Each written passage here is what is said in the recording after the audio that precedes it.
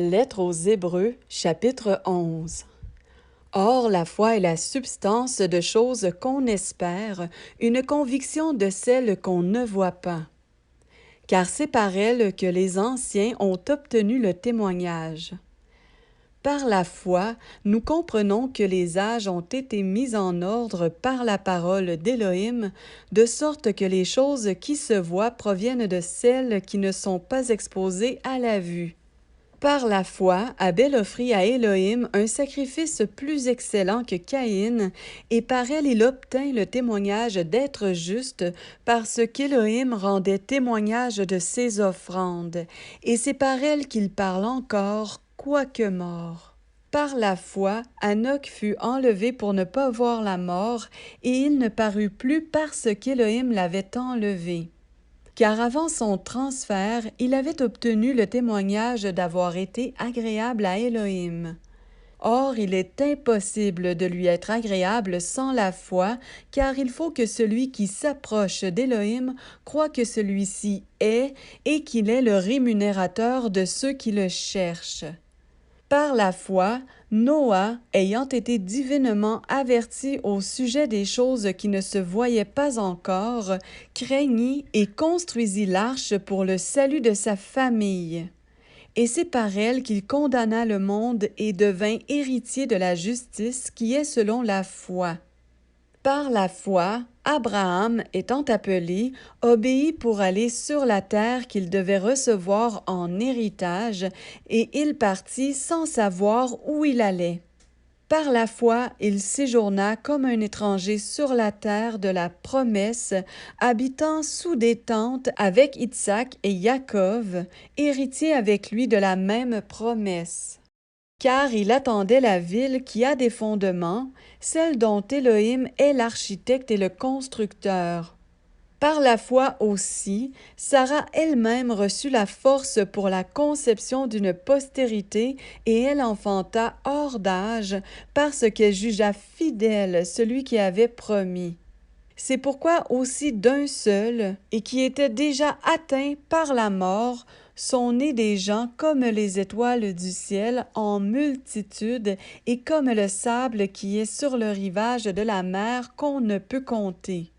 Tous ceux-là sont morts dans la foi, sans avoir obtenu les promesses, mais ils les ont vues de loin, et ont été persuadés et les ont salués, et ils ont confessé qu'ils étaient étrangers et voyageurs sur la terre. Car ceux qui parlent ainsi montrent qu'ils cherchent leur pays natal. Et s'ils avaient en effet gardé à l'esprit celui d'où ils étaient sortis, ils auraient eu le temps d'y retourner. Mais maintenant, ils en désirent un meilleur, c'est-à-dire un céleste. C'est pourquoi Élohim n'a pas honte d'être appelé leur Élohim, parce qu'il leur a préparé une ville. Par la foi, Abraham étant éprouvé, offrit Isaac. Celui qui avait reçu les promesses offrit même son fils unique, lui à qui il avait été dit « C'est en Isaac que ta postérité sera appelée ». Il estimait qu'Élohim pouvait même ressusciter d'entre les morts.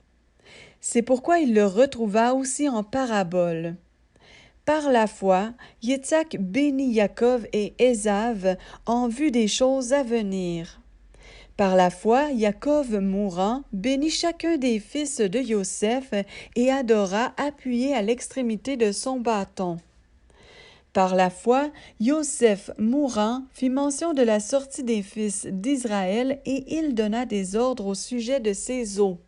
Par la foi, Moshe, à sa naissance, fut caché pendant 3 mois par ses parents, parce qu'ils virent que l'enfant était beau, et ils ne craignirent pas l'ordre du roi. Par la foi, Moshe, devenu grand, refusa d'être appelé fils de la fille de Pharaon, choisissant d'être maltraité avec le peuple d'Élohim plutôt que d'avoir pour un temps la jouissance du péché, estimant l'opprobre du Machia comme une richesse plus grande que les trésors de l'Égypte, car il regardait plus loin vers la rémunération. Par la foi, il quitta l'Égypte sans craindre la fureur du roi, car il demeura ferme, comme voyant celui qui est invisible. Par la foi, il fit la Pâque et l'aspersion du sang, afin que le destructeur des premiers-nés ne les touche pas. Par la foi, ils traversèrent la mer Rouge comme au travers d'un lieu sec, tandis que les Égyptiens, qui en firent la tentative, furent engloutis. Par la foi, les murs de Jéricho tombèrent après qu'on en eut fait le tour pendant 7 jours. Par la foi, Rahab, la prostituée, ne périt pas avec les rebelles parce qu'elle avait reçu les espions en paix. Et que dirais-je encore, car le temps me manquerait pour parler de Gidon, et de Barak, et de Shimshon, et de Yiphta, et de David, et de Shemuel, et des prophètes qui, par le moyen de la foi, vainquirent des royaumes, exercèrent la justice, obtinrent des promesses, fermèrent les gueules des lions, éteignirent la force du feu, échappèrent aux tranchants de l'épée, furent fortifiés à partir de la faiblesse, devinrent forts dans la bataille et mirent en fuite des armées étrangères. Des femmes recouvrèrent leur mort par le moyen de la résurrection. Mais d'autres furent torturés, n'acceptant pas la rédemption afin d'obtenir une meilleure résurrection.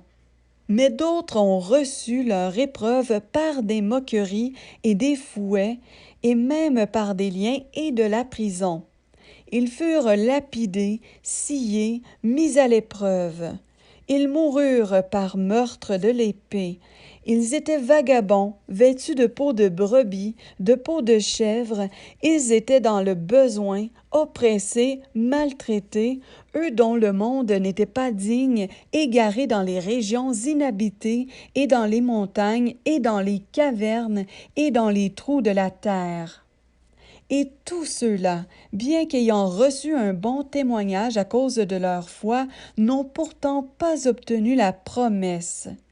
Élohim ayant pourvu quelque chose de meilleur pour nous, afin qu'il ne soit pas rendu parfait sans nous.